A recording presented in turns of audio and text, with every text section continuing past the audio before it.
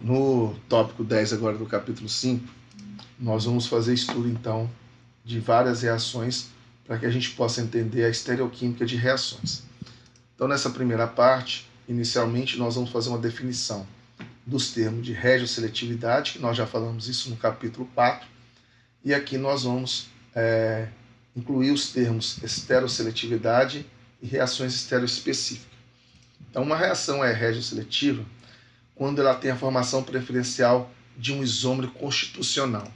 Então, nesse caso aqui, se o meu reagente A ele pode formar dois produtos, e esses produtos são isômeros constitucionais, se na formação do produto um desses dois produtos for formado em maior quantidade, por exemplo, B vai ser formado em maior quantidade do que C, aí a reação vai ser regioseletiva, porque existe uma região que a molécula prefere reagir, então essa região vai ser seletiva, daí o nome regioseletiva. A reação tem uma seletividade. Então, caso você possa formar dois isômeros e um deles é o produto principal, que nós vimos em vários casos no capítulo 4, essa reação então vai ser regioseletiva. Já uma reação ser estereosseletiva, ela tem a formação preferencial de um estereoisômero. Então, da mesma maneira, se eu tenho um reagente A, ele pode formar dois produtos, e esses dois produtos apresentam estereoquímica neles, eles são estereoisômeros. Se a reação levar à formação de um dos dois produtos preferencialmente, ou seja, por exemplo, formar mais B do que C, essa reação também ela vai ter uma certa seletividade. E no caso, essa seletividade está relacionada aos estereoisômeros, por isso é uma reação estereosseletiva. Nós também podemos ter uma reação estereoespecífica. E essa reação estereoespecífica, ela também está relacionada com a estereoisomeria do reagente. Então, cada reagente estereoisomérico leva à formação de um estereoisômero diferente ou um grupo de produtos diferentes. Então, em reações estereoespecíficas, por exemplo, eu tenho o estereoisômero A, vamos imaginar o estereoisômero cis, e ele vai produzir um produto B que também tem uma estereoquímica aqui. Vamos supor que o produto formado aqui tem a configuração R. Então, o isômero cis formou um produto R aqui. Já o reagente C, ele é o trans, e aí ele vai e produz o estereoisômero S. Ou seja, cis produz R, trans produz S. Então, esse tipo de reação ela é estereoespecífica, porque o reagente tem estereoquímica diferente e o produto também tem estereoquímica diferente. Então, todas as reações estereoespecíficas, elas são estereosseletivas. Mas nem todas as reações estereosseletivas, elas são estereoespecíficas, pois existem reações estereosseletivas em que o reagente não vai poder existir como estereoisômero. Então, estereoespecífica só é possível esse tipo de reação se o meu reagente existir como estereoisômero também e formar produtos com estereoisomeria diferentes. Mas nós vamos ver ao longo do estudo, nesta aula e nas próximas, alguns exemplos, e eu vou chamar a atenção para vocês quando ocorrer algum tipo desse tipo de reação que nós estamos falando aqui agora. Então, iniciando agora algumas reações de adição, o estudo da estereoquímica de reações de adição eletrofilo-tialceno, essas mesmas reações que nós vimos lá no capítulo 4, então por isso que é importante que vocês saibam os mecanismos das reações que ocorreram no capítulo 4, não que nós vamos precisar de representar mecanismo agora neste capítulo 5, mas é importante o entendimento do mecanismo para você poder prever a estereoquímica dos produtos da reação. Então vamos começar aqui numa reação simples. Eu pego o propeno e vou reagir com HBr. Então essa é a adição de HBr. Então o hidrogênio, que é o eletrófilo, se adiciona ao carbono mais hidrogenado para gerar um carbocátio secundário que é mais estável. O brometo ataca o carbocátio, formando então o produto 2-bromopropano, que é o produto principal. O produto secundário não foi mostrado aqui, porque se o hidrogênio se adicionasse no carbono aqui do meio e o bromo no carbono da ponta, você teria um outro estereoisômero. Portanto, essa reação aqui ela é classificada como regioseletiva. ela teve uma seletividade. O hidrogênio poderia adicionar nesses dois caminhos. Tinha dois caminhos para ele, mas o hidrogênio prefere adicionar neste carbono mais hidrogenado, porque nisso vai gerar um carbocátion mais estável, e aí por isso vai gerar esse produto principal.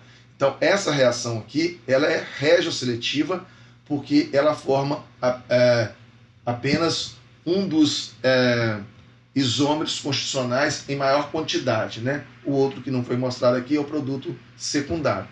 Mas falando de estereoquímica dessa reação, você não tem que preocupar com a estereoquímica dessa reação.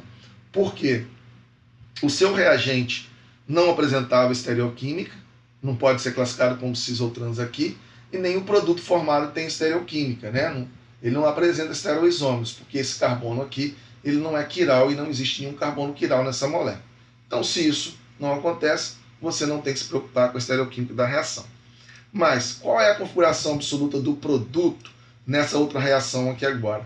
Você pega o but-1-eno e adiciona HBr. Novamente, o hidrogênio se adiciona o carbono mais hidrogenado para gerar o carbocato secundário. Quando o bromo atacar aqui, você vai ter o produto aqui. Aqui tem um pequeno erro, né, porque essa ligação deveria estar ocorrendo aqui nesse CH e não nesse CH2. De qualquer forma, esse carbono que é gerado aqui, ele é quiral, porque ele tem 4 ligantes diferentes. Se ele é quiral, qual produto que vai ser formado? O isômero R ou o isômero S? Então, por isso é que você vai precisar entender o mecanismo da reação para você descobrir qual é o produto que vai ser formado de forma principal, prioritária. Então, as reações de adição que formam um carbono assimétrico, elas sempre vão ocorrer dessa forma. Se um reagente não tem carbono assimétrico e uma reação produz um carbono assimétrico, o produto será uma mistura racêmica.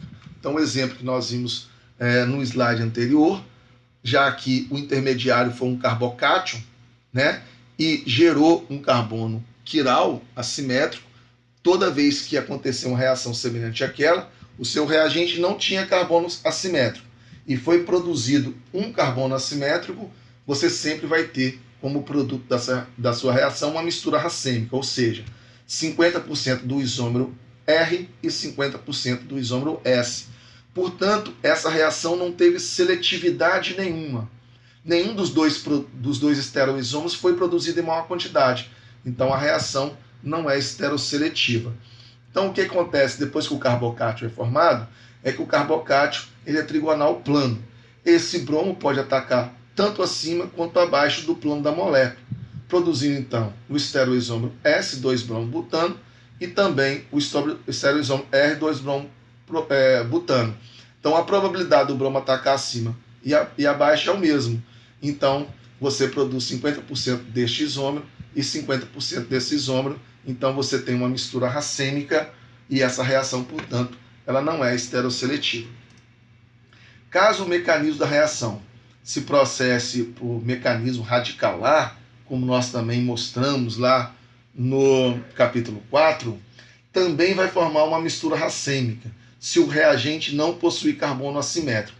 Então, se meu reagente, como está mostrando nesse exemplo, aqui não tem carbono quiral, tem uma ligação dupla aqui. Aí você vai adicionar HBr na presença de peróxido. Na presença de peróxido, a adição de HBr é assim, né? O hidrogênio se adiciona ao carbono menos hidrogenado, enquanto o bromo se adiciona ao carbono mais hidrogenado. Porque aqui quem é o eletrófilo é o bromo. E o eletrófilo sempre se adiciona ao carbono mais hidrogenado. Né? Nós explicamos isso no capítulo 4. Então, quando você, no reagente, não tem nenhum carbono quiral e vai ser produzido um carbono quiral aqui, né? Esse carbono aqui ele é assimétrico.